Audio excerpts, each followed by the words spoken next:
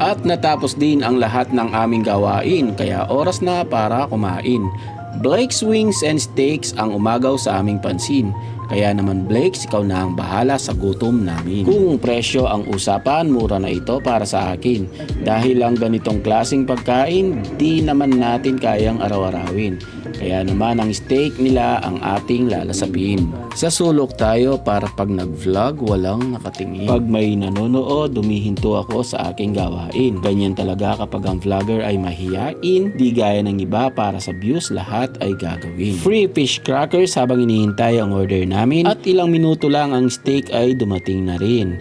Slice ko na habang mainit dapat na itong kainin. Mashed potato muna kami, bawas muna tayo sa kanin. Kung ang lasa naman ng pag-uusapan natin, sulit na sulit ang ibinayad namin. Babalik kami dito para sa ibang pagkain at kasama na pati mga anak namin. Ang lambot ng karne niya, ang sarap nguyain.